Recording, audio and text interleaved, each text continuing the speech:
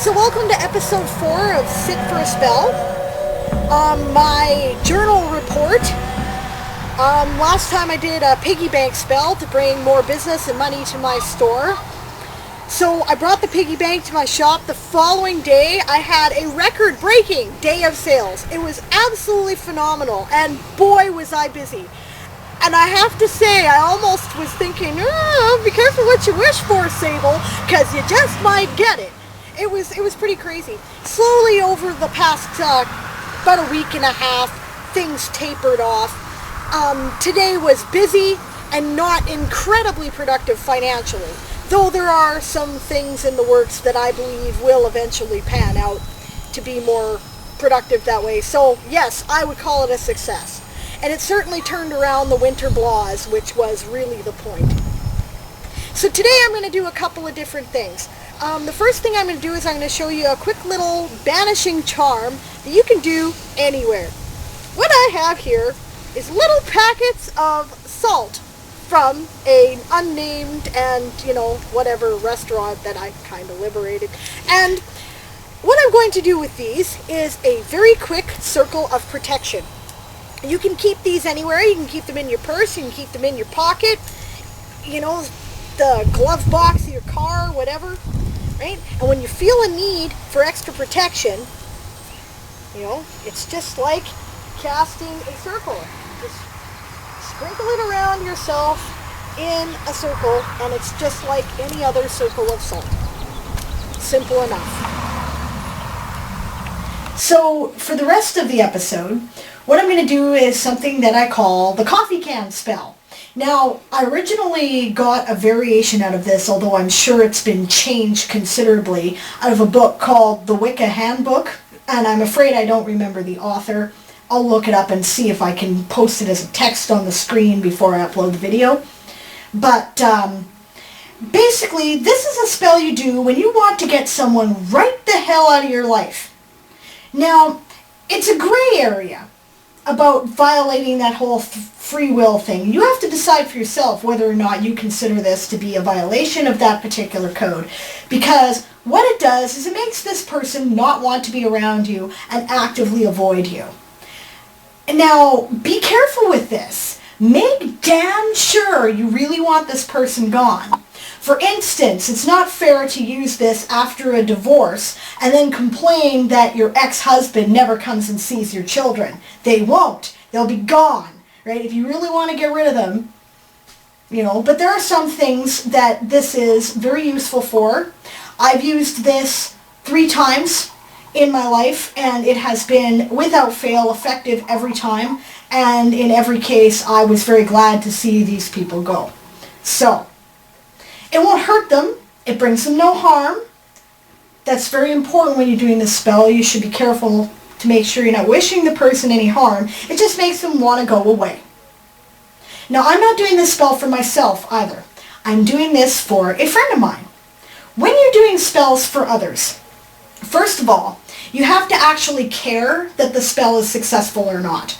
If you're just doing a random spell and you don't really care about the outcome, it's not going to work.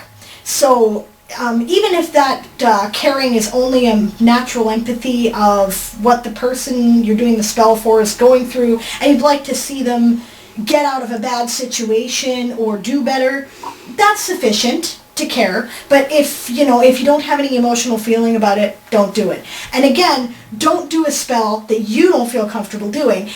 If you're not comfortable with it, whether they are or not, they have no business asking you to do it. Furthermore, make them participate. Do not do the spell entirely for them. Make them at least do something to contribute their personal energy towards the spell so that, I don't know, I guess it's sort of a make the universe aware that they're the ones accepting the karma or threefold law response for this. Although you can't entirely divorce yourself from that, so that's why I say make sure you're comfortable with the spell. So my friend has written some information on some pieces of paper which I have brought. I have not done this writing. This is how I have made her participate in this spell. So to start with, what you do is you take a coffee can. I have a coffee can that I have just emptied that was at my shop. And I'm going to try not to do a product placement, but, you know, you sort of can't avoid it because this is the homebrew production and I don't have the fancy stuff to cover the labels and stuff. Suppose I could have put paper on if I really cared, but I don't. So there's that. And then what you want to do is you want to put a bunch of banishing herbs into this, right, with the name of the person you want gone. Now there's a couple of different people that my friend wants to get rid of. These are the pieces of paper that have their names on it. I'm not going to show you what those names are because that is really, you know, nobody's business. And we put them in the can. I'll actually turn them over, so if you want to do a close-up, you're welcome to. Okay, but you don't have to. And then what you do is you put stuff in it that is banishing or protective. I've got a couple of different things. And it's from a bunch of different faiths and religions and practices. Holly.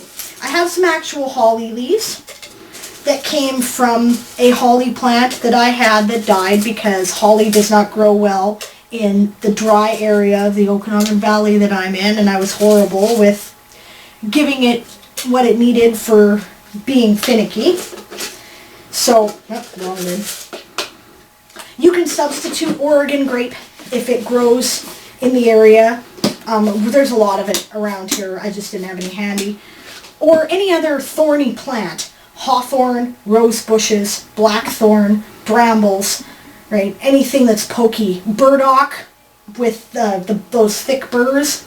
Any of it would be effective. The point is the pokey thing, right? Okay. Wormwood, associated with Hecate, associated with banishing.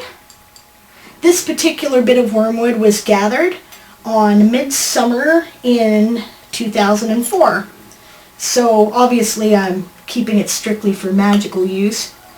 And there's a general belief of witches that anything gathered at midsummer has more power to it. So that's why that choice.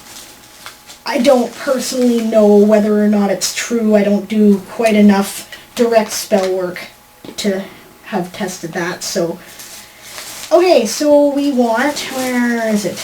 Now I've got a bunch of spices that are hot spices and peppery spices. This is Cayenne Pepper, because I had a big container of it at home. Cayenne pepper is used frequently in Magick in the southwestern United States and Central America for stuff that's intended to drive people away or to empower things. So that's something that to be kept in mind. Black pepper, because it's associated with banishing. How much you put in is really up to you. I default to about a teaspoon worth. Now I happen to have this very funky, it's a good name for hot sauce. It's a pretty powerful hot sauce.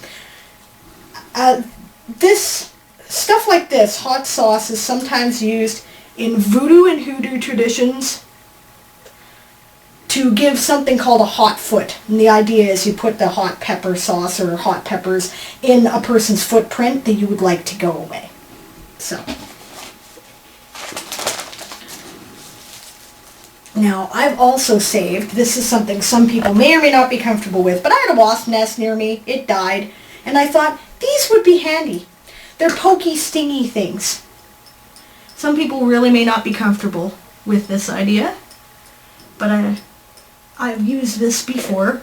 Again, remember, keep in mind, I'm not intending to hurt anybody, and they're not intending to hurt anybody either. We just want them to go away. And the last, but very not least thing, garlic. This is really the key to the spell. Remember I said that in most spells you can substitute just about anything, so keep in mind the general characteristics. We got pokey things, we got stinging bugs, we got hot spices, and things associated with banishing and driving away, right? So, but the garlic here is really the key, and you need 3 whole cloves. Do not use a toe, that's what you call the little piece. 3 whole cloves. 1, 2,